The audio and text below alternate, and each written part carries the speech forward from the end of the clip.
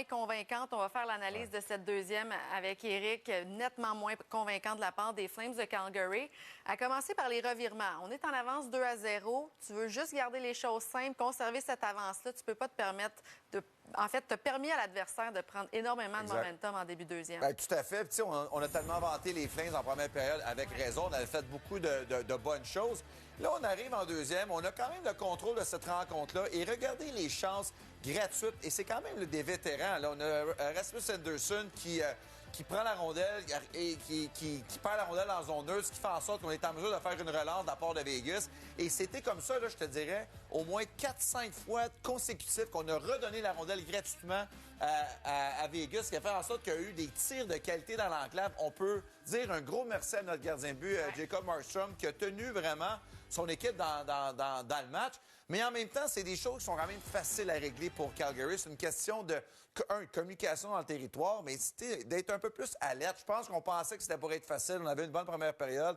Mais ce qui arrive dans ce temps-là, tu redonnes la vie à l'adversaire. Et ça, c'était la pire chose pour Calgary parce qu'on a vraiment vu Vegas commencer là, à retrouver le momentum par la suite. Oui, parce qu'on parle des revirements, mais je veux dire, on a oublié de se présenter en deuxième période. On donnait tout l'espace, le temps à Vegas de prendre le momentum.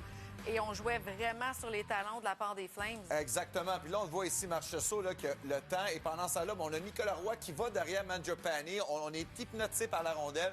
On oublie notre joueur. Et ça, il y en a eu quand même plusieurs séquences de ce côté-là de la part de Vegas. Mais moi, je pense que ça a vraiment commencé avec les revirements de Calgary. On a redonné de la vie à Vegas. Pendant ça, là, les Flames, on était en mode un petit peu de panique, en mode, réaction. Au lieu de faire ce qu'on faisait de bien en première période, on a joué avec le feu pour faire un mauvais jeu de mots. Mais en même temps, du côté de Calgary, on l'a dit, le Markstrom, il a gagné ses 4 de ses 5 derniers départs. Et c'est quand même un bon gardien à travers la Ligue. Et depuis le début de la rencontre, c'est certainement une des raisons majeures là, que son équipe a encore les devants. Et là, on s'en sort quand même bien du côté des Flames. Après une deuxième très ordinaire, Vegas a le momentum, commet une erreur dans sa zone et finalement permet aux Flames d'aller inscrire un but.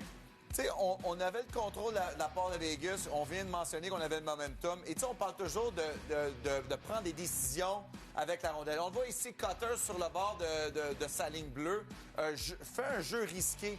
Tu sais, on doit toujours regarder, on dit jouer avec le cadran. Ça veut dire quoi? Début de période, fin de période, c'est toujours important, justement, de prendre de bonnes décisions avec la rondelle. Là, on est en fin de deuxième période. On a contrôlé une grande partie de la période. Et là, on le voit, Cutter faire un jeu qu'il ne devrait pas faire. Au lieu de ramener la rondelle dans le territoire, garder vraiment ça, comme on dit, safe, là, être prudent avec la rondelle, ce qui fait en sorte qu'on redonne la vie à Calgary. Là, c'est 3-0 quand ça pourrait être facilement 2-2. Mais en même temps, ça, c'est quand même, tu sais, Calgary, on le dit, ça va mieux dernièrement. On est opportuniste, puis on a eu un bel exemple. Oui, ça promet pour la troisième, mais ça sera plus difficile pour Vegas. Oui. Il y a les Canadiens qui étaient en action ce soir face aux Oilers. Ils ont perdu en prolongation. On va aller écouter le résumé de nos collègues Félix et Patrick.